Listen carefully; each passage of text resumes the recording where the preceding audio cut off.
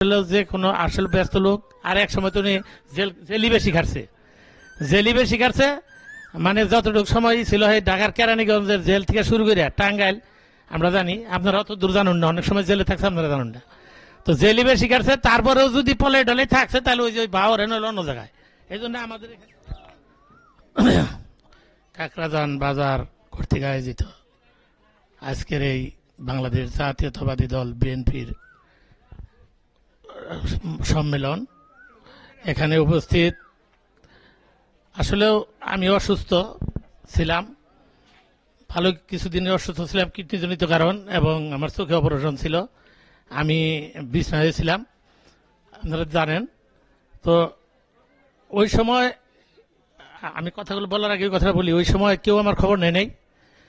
সর্বপ্রথম আমার যিনি আসলেও খুব আদরের, আমার খুব শ্রদ্ধাভাজন ওই শাহজাহান সাজু সাহেবই আমাকে ফোন দিয়েছিলেন যে বাজান তুমি অসুখ, আমি তো কেউ বলে নাই, আমি শুই না তো আশ্চর্য হয়ে গেছি। তারপরে উমর ভাই আমার জন্য ফুলমাল নিয়ে গিয়েছিল, উনি দিছিল না উমর ভাই দিছিল আমি জানি না। তারপরে আমি ভালোই কিছুদিন অসুস্থ থাকার পরে ওনার বাসায় আমি গিয়েছিলাম। তো যাই হোক, আজকের এই অনুষ্ঠানের সম্মানিত সভাপতি আমার চাচা হায়দর আলী এখানে উপস্থিত, আমার এক সময়ের খুব কাছের লোক এবং যার সাথে আমি 12টি বছর চলেছি, এবং আমার মনে হয় যে 24 ঘন্টার মধ্যে 18 ঘন্টাই চলেছি। এবং আপনারা জানেন যে এই অবহেলিত কাকরাজান, এটা এই ইউনিয়নের নামে কাকরাজান, আমার এক মামা লাবু মিয়া সাহেব এই ইউনিয়নের নামকরণ করে গিয়েছিলেন, তাকে আমি আজকে স্মরণ করছি শ্রদ্ধা ভরে। তো উনি যেভাবেই হোক, আমরা এখানে হীরা মিয়া সাহেব একটা অনুষ্ঠানের দাওয়াত দিছিল, এসে আমরা এই বাজারটা বসাইছিলাম। আমি এই বাজারটা বসানোর সময় 2 থেকে 2.5 লক্ষ টাকা খরচ করে আমরা উদ্বোধন করেছিলাম। তারপর থেকেই আসলেও 8টি বছর যতটুকু পারছে উনি করছে।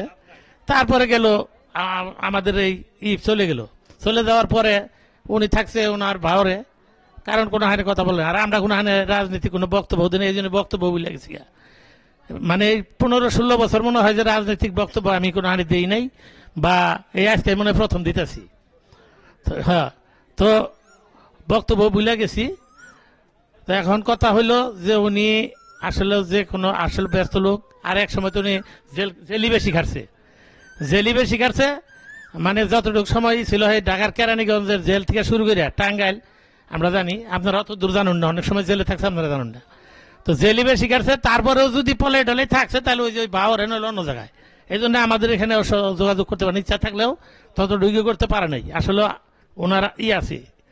তো এখন প্রেক্ষাপট পরিবর্তনের পর মোটামুটি উনি সখীপুরের বিভিন্ন এলাকায় এই দলকে গুছানোর জন্য কাজ করতেছে। আমরা হয়তো ভাবি যে উনি পূর্ণাঙ্গ, আসলে তো আমরা পূর্ণাঙ্গ কোনো ক্ষমতা পাই নাই।